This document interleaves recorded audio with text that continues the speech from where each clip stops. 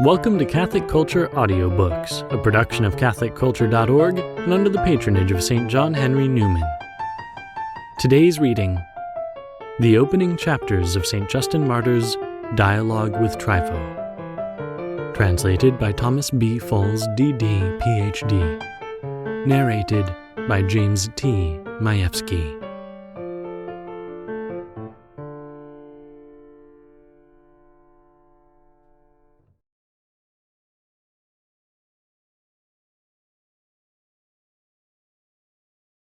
One morning, as I was walking along a broad avenue, a man, accompanied by some friends, came up to me and said, "Good morning, philosopher." Whereupon he and his friends walked along beside me. After returning his greeting, I asked, "What is the matter? Is there anything special you wish of me?" He answered, "Corinthus the Socratic taught me in Argos never to slight or ignore those who wear your garb, but to show them every consideration and to converse with them, since from such a conversation some good might be derived by them or myself. It would be to the advantage of both if either should benefit from this meeting. Accordingly, whenever I see anyone wearing such a robe, I gladly accost him. So, for this same reason, it has been a pleasure to greet you. These friends of mine share my hope of hearing something profitable from you." "Who indeed are you, most excellent sir?" I asked with a smile. He did not hesitate to tell me his name and background. "Trypho," he said, "is my name. I am a Hebrew of the circumcision, a refugee from the recent war, and at present a resident of Greece, especially of Corinth." "How," I asked, "can you gain as much from philosophy as from your own lawgiver and prophets?" "Why not?" he replied. "For do not the philosophers speak always about God? Do they not constantly propose questions about his unity and providence? Is this not the task of philosophy, to inquire about the divine?" "Yes, indeed," I said. "We, too, are of the same opinion. But the majority of the philosophers have simply neglected to inquire whether there is one or even several gods, and whether or not a divine providence takes care of us, as if this knowledge were unnecessary to our happiness. Moreover, they try to convince us that God takes care of the universe with its genera and species, but not of me, and you, and of each individual, for otherwise there would be no need of our praying to him night and day. It is not difficult to see where such reasoning leads them. It imparts a certain immunity and freedom of speech to those who hold these opinions, permitting them to do and to say whatever they please, without any fear of punishment or hope of reward from God. How could it be otherwise, when they claim that things will always be as they are now, and that you and I shall live in the next life just as we are now, neither better nor worse? But there are others who think that the soul is immortal and incorporeal, and therefore conclude that they will not be punished even if they are guilty of sin. For if the soul is incorporeal, it cannot suffer. If it is immortal, it needs nothing further from God." Then, smiling politely, he said, "Explain to us just what is your opinion of these matters, and what is your idea of God, and what is your philosophy?" "I will explain to you," I replied, "my views on this subject. Philosophy is indeed one's greatest possession, and is most precious in the sight of God, to whom it alone leads us and to whom it unites us. And they, in truth, are holy men who have applied themselves to philosophy. But many have failed to discover the nature of philosophy, and the reason why it was sent down to men. Otherwise there would not be Platonists, or Stoics, or Peripatetics, or Theoretics, or Pythagoreans, since this science of philosophy is always one and the same. Now let me tell you why it has at length become so diversified. They who first turned to philosophy, and, as a result, were deemed illustrious men, were succeeded by men who gave no time to the investigation of truth, but, amazed at the courage and self-control of their teachers, as well as with the novelty of their teachings, held that to be the truth which each had learned from his own teacher, and they in turn transmitted to their successors such opinions, and others like them, and so they became known by the name of him who was considered the father of the doctrine. When I first desired to contact one of these philosophers, I placed myself under the tutelage of a certain Stoic. After spending some time with him and learning nothing new about God, for my instructor had no knowledge of God, nor did he consider such knowledge necessary, I left him and turned to a peripatetic who considered himself an astute teacher. After a few days with him, he demanded that we settle the matter of my tuition fee in such a way that our association would not be unprofitable to him. Accordingly, I left him, because I did not consider him a real philosopher. Since my spirit still yearned to hear the specific and excellent meaning of philosophy, I approached a very famous Pythagorean, who took great pride in his own wisdom. In my interview with him, when I expressed a desire to become his pupil, he asked me, "What? Do you know music, astronomy, and geometry? How do you expect to comprehend any of those things that are conducive to happiness if you are not first well acquainted with those studies which draw your mind away from objects of the senses and render it fit for the intellectual, in order that it may contemplate what is good and beautiful?" He continued to speak at great length in praise of those sciences and of the necessity of knowing them, until I admitted that I knew nothing about them. Then he dismissed me. As was to be expected, I was downcast to see my hopes shattered, especially since I respected him as a man of considerable knowledge. But when I reflected on the length of time that I would have to spend on those sciences, I could not make up my mind to wait such a long time. In this troubled state of mind, the thought occurred to me to consult the Platonists, whose reputation was great. Thus it happened that I spent as much time as possible in the company of a wise man who was highly esteemed by the Platonists and who had but recently arrived in our city. Under him, I forged ahead in philosophy, and day by day I improved.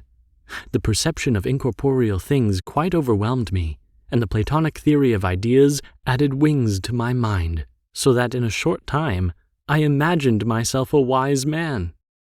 So great was my folly that I fully expected immediately to gaze upon God, for this is the goal of Plato's philosophy.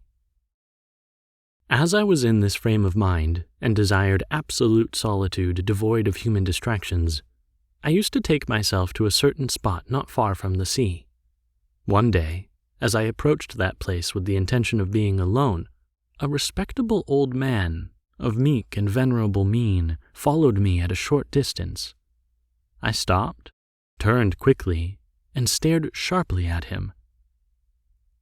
"Do you know me?" he asked. I replied that I did not. "Why, therefore," he continued, "do you stare at me so?" "Because," I answered, "I am surprised to find you here. I didn't expect to see anyone here." "I am worried," he said, "about some missing members of my household, and I am therefore looking around with the hope that they may show up somewhere in the vicinity. But what brings you here?" "I take great delight," I answered, "in such walks, where I can converse with myself without hindrance, because there is nothing to distract my attention. Places like this are most suitable for philology." "Are you, then, a philologian?" he asked, "rather than a lover of deeds and of truth? Do you not strive to be a practical man rather than a sophist?" "But what greater deed," I replied, "could one perform than to prove that reason rules all, and that one who rules reason and is sustained by it can look down upon the errors and undertakings of others, and see that they do nothing reasonable or pleasing to God? Man cannot have prudence without philosophy and straight thinking. Thus every man should be devoted to philosophy, and should consider it the greatest and most noble pursuit. All other pursuits are only of second or third-rate value, unless they are connected with philosophy. Then they are of some value, and should be approved. If they are devoid of philosophy, and are not connected with it in any way, they then become base and coarse pursuits to those who practice them." Interrupting, he asked, "Does philosophy, therefore, produce happiness?" "Absolutely," I replied, "and it alone." "Tell me," he asked, "what is philosophy, and what is the happiness it engenders, if there is nothing which prevents your speaking." "Philosophy," I answered, "is the knowledge of that which exists, and a clear understanding of the truth, and happiness is the reward of such knowledge and understanding." "But how do you define God?" he asked. "God is the being who always has the same nature in the same manner, and is the cause of existence to all else," I replied. Pleased with my words, he once again asked, "Is not knowledge a word applied commonly to different matters? For whoever is skilled in any of the arts, for example, in the art of military strategy, or of navigation, or of medicine, is called skillful. But this is not true in divine and human matters. Is there a science which furnishes us with an understanding of human and divine things, and besides a higher science of the divinity and virtue in them?" "Certainly," I replied. "Well, now," he asked, "is the knowledge of man and God similar to that of music, arithmetic, astronomy, and the like?" "Not at all," I answered. "Your answer has not been correct then," he continued, "for we require the knowledge of some things by study or practice, and of other things by sight. Now, if anyone were to say to you that in India there exists an animal different from all others, of such and such a species, assuming many shapes and colors, you would have no definite knowledge of it unless you saw it, nor could you attempt to give any description of it unless you had heard of it from one who had seen it." "Absolutely," I agreed. "Then how," he reasoned, "can the philosophers speculate correctly or speak truly of God, when they have no knowledge of him, since they have never seen nor heard him?" "But the deity, Father," I rejoined, "cannot be seen by the same eyes as other living beings are. He is to be perceived by the mind alone, as Plato affirms, and I agree with him." "Does our mind, then," he inquired, "possess such and so great a power, or does it not perceive that which exists through the senses? Or will the human mind be capable of seeing God, if not aided by the Holy Ghost?" "Plato truly states," I retorted, "that the eye of the mind has this special power, which has been given to us in order that we may see with it, when it is pure, the very being who is the cause of everything the mind perceives, who has neither color, nor form, nor size, nor anything the eye can see, but who is beyond all essence, who is ineffable and indescribable, who alone is beautiful and good, and who comes at once into those souls which are well disposed because of their affinity to and desire of seeing him." "What affinity, then," he asked, "have we with God? Is the soul also divine and immortal, and a part of the Supreme Mind itself? And as this Supreme Mind sees God, are we, in like manner, able to perceive the deity in our mind, and thus be happy even now?" "Absolutely," I replied. "Do all souls," he asked, "of all the animals perceive him? Or is man's soul different from that of a horse or an ass?" "No," I answered, "the souls of all creatures are the same." "Then," he continued, "shall horses and asses see God? Or have they ever seen God at any time?" "No," I replied, "for not even most men see him. Only those who are honest in their life, and who have been purified through their justice and every other virtue." "Then you would say," he persisted, "that man does not see God because of his affinity with him, nor because he possesses an intellect, but because he is temperate and just?" "Certainly," I answered, "and also because he has the faculty of thinking of God." "Would you say," he asked, "that goats or sheep do an injustice to anyone?" "They do not in any way do an injustice to anyone," I replied. "So, according to your reasoning," he said, "these animals will see God?" "No, they won't," I answered, "because they are hindered from doing so by the form of their bodies." "If these animals had the power of speech," he retorted, "you can be sure that they would have more right to revile our bodies. But, for the present, let us ignore this topic and I'll concede that what you say is true. Tell me this. Does the soul see God while it is in the body, or after it has been released from it?" "Even while it is in the human body," I replied, "it can see God by means of the intellect, but especially after it has been released from the body and exists of itself, does it perceive God whom it always loved." "Does it remember," he asked, "this vision of God when it is again united to a human body?" "I don't think so," I answered. "What, then," he continued, "is the advantage of having seen God? What advantage has he who has seen God over him who has not, unless he at least remembers the fact that he has seen him?" "That I cannot answer," I admitted. "And what," asked he, "will be the punishment for those deemed unworthy to see God?" "As a punishment," I answered, "they will be imprisoned in the bodies of certain wild beasts." "Will they be conscious that for this reason they are imprisoned in such bodies, and that they have committed some sin?" "I don't think so." "Then it would seem that they benefit in no way from such punishment. In fact, I would say that they suffer no punishment at all, unless they are conscious that it is a punishment." "No, indeed," I conceded. "Therefore," he concluded, "souls do not see God, nor do they transmigrate into other bodies, for they would know that they were being thus punished, and they would be afraid thereafter to commit even the slightest sin. But I do concede that souls can perceive that there is a God, and that justice and piety are admirable." "You speak the truth," I agreed. "Those philosophers, then, know nothing," he went on, "about such matters, for they can't even explain the nature of the soul." "It seems not," I consented. "Nor should we call the soul immortal, for if it were, we would certainly have to call it unbegotten." "Some Platonists," I answered, "consider the soul both unbegotten and immortal." "Do you affirm," he asked, "that the universe also is unbegotten?"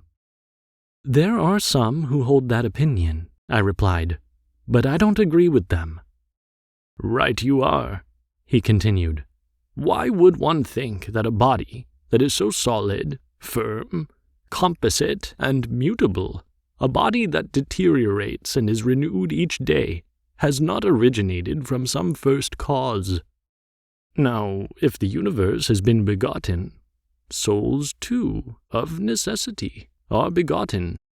Perhaps there is a time when they do not exist, for they were created for the sake of men and other living creatures, even if you claim that they have been begotten separately by themselves and not together with their own bodies." "I think you are right. The souls, then, are not immortal?" "No," he said, "since it appears that the world itself was generated. On the other hand," he continued, "I do not claim that any soul ever perishes, for this would certainly be a benefit to sinners. What happens to them? The souls of the devout dwell in a better place, whereas the souls of the unjust and the evil abide in a worse place, and there they await the judgment day.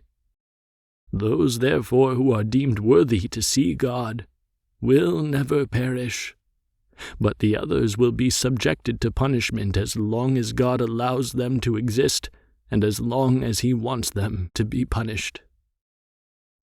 "Does not your assertion agree with what Plato taught in his Timaeus concerning the world? Namely, that it can be destroyed, since it is a created thing, but that it will not be destroyed or be destined for destruction, since such is the will of God? Don't you think that the same thing could be said of the soul, and, in short, of all other creatures? For whatever exists or shall exist after God has a nature subject to corruption, and therefore capable of complete annihilation, for only God is unbegotten and incorruptible. For this reason He is God, and all other things after Him are created and corruptible." This is also the reason why souls die and are punished. For if they were unbegotten, they would not have sinned, nor have become so foolish. They would not have been so timid at one time and so daring at another, nor would they, of their own account, ever have entered into swine, serpents, and dogs. Furthermore, if they were unbegotten, it would not be right to coerce them, for one who is unbegotten is similar and equal to another unbegotten, nor can he be preferred to the other either in power or in honor. We must conclude, therefore, that there are not many beings that are unbegotten, for if there were some difference between them, you could not, no matter how you searched, find the cause of such difference. But after sending your thought always to infinity, you would finally become tired and have to stop before the one unbegotten and declare that he is the cause of all things. Do you think that these things escaped the notice of Plato and Pythagoras, those wise men who became, so to say, a wall and bulwark of our philosophy?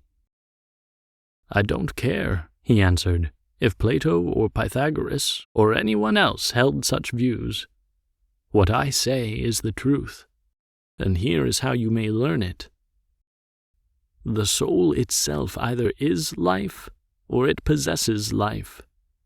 If it is life, it would cause something else to exist, not itself, just as motion causes something other than itself to move.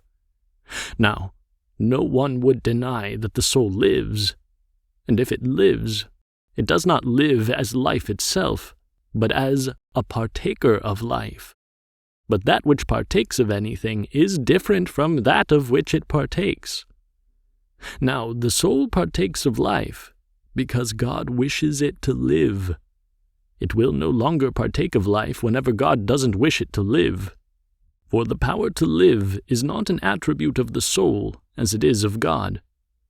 As man does not live forever, and his body is not forever united to his soul, since, whenever this union must be discontinued, the soul leaves the body and man no longer exists, so also, whenever the soul must cease to live, the spirit of life is taken from it, and it is no more, but it likewise returns to the place of its origin. If these philosophers, I asked, do not know the truth, what teacher or method shall one follow? A long time ago, he replied, long before the time of those reputed philosophers, there lived blessed men who were just and loved by God, men who spoke through the inspiration of the Holy Spirit and predicted events that would take place in the future, which events are now taking place. We call these men the prophets. They alone knew the truth and communicated it to men, whom they neither deferred to nor feared. With no desire for personal glory, they reiterated only what they heard and saw when inspired by the Holy Spirit. Their writings are still extant, and whoever reads them with the proper faith will profit greatly in his knowledge of the origin and end of things, and of any other matter that a philosopher should know. In their writings, they gave no proof at that time of their statements, for, as reliable witnesses of the truth, they were beyond proof. But the happenings that have taken place, and are now taking place, force you to believe their words. They also are worthy of belief because of the miracles which they performed, for they exalted God the Father and Creator of all things, and made known His Son, who was sent by Him. This the false prophets, who are filled with an erring and unclean spirit, have never done, nor even do now, but they undertake to perform certain wonders to astound men, and they glorify the demons and spirits of error. Above all, beseech God to open to you the gates of light, for no one can perceive or understand these truths unless he has been enlightened by God and His Christ. When he had said these and many other things which it is not now the fitting time to tell, he went his way, after admonishing me to meditate on what he had told me. and I never saw him again. But my spirit was immediately set on fire, and an affection for the prophets and for those who are friends of Christ took hold of me. While pondering on his words, I discovered that this was the only sure and useful philosophy. Thus it is that I am now a philosopher. Furthermore, it is my wish that everyone would be of the same sentiments as I, and never spurn the Savior's words.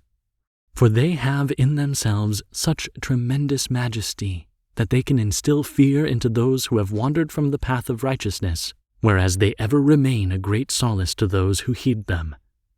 Thus, if you have any regard for your own welfare and for the salvation of your soul, and if you believe in God, you may have the chance, since I know you are no stranger to this matter, of attaining a knowledge of the Christ of God and, after becoming a Christian, of enjoying a happy life."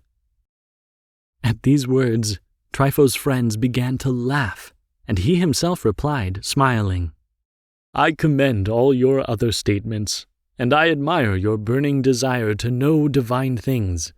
But it would be better for you to concentrate on the philosophy of Plato or some other philosopher, and in this way attain constancy, continency, and moderation, rather than be ensnared by false teachings and become a partisan of worthless men.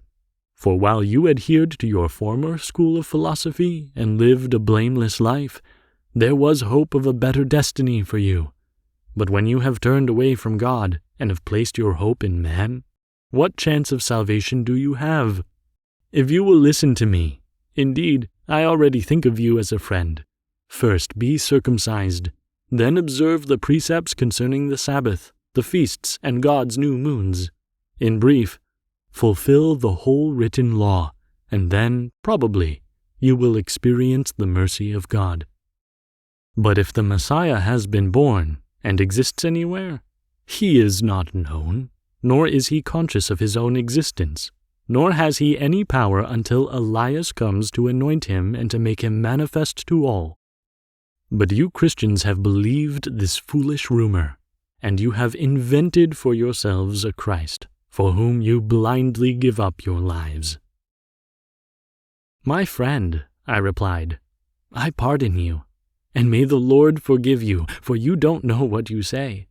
You have been instructed by teachers who are ignorant of the meaning of the Scriptures, and, like a fortune-teller, you blurt out whatever comes into your mind.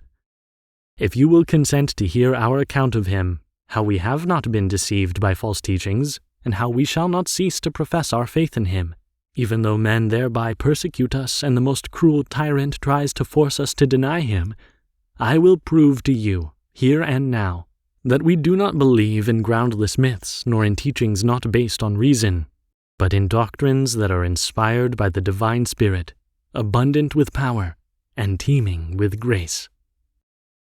Trypho's companions once again broke out in such loud, rude, and raucous laughter that I got up and was ready to walk away. But Trypho seized me by my cloak and said he wouldn't let me go until I had kept my promise to defend the Christians. "Then don't let your friends," I insisted, "cause such a commotion or act so insultingly. If they wish, let them listen in silence, or if they have something more important to do, let them depart. Then we can go somewhere to rest and finish our conversation." Trypho consented, and we then agreed to retire to the middle of the stadium of the Xystus. Two of his friends, joking and making fun of our earnestness, went their way. When we came to that part of the stadium where there were stone seats on both sides, Trypho's other companions went to sit on the one side, and, after one of them had made a remark about the war waged in Judea, they spoke of it. When they had finished their conversation, I once again addressed them in this fashion.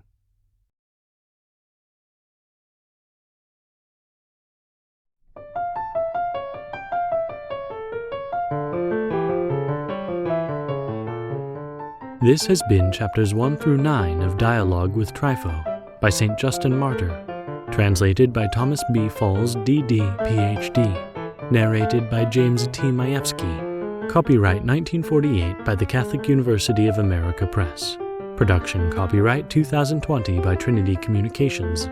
This podcast is brought to you by CatholicCulture.org and made possible by listener support. To donate, please visit CatholicCulture.org/donate/audio. That's CatholicCulture.org/donate/audio.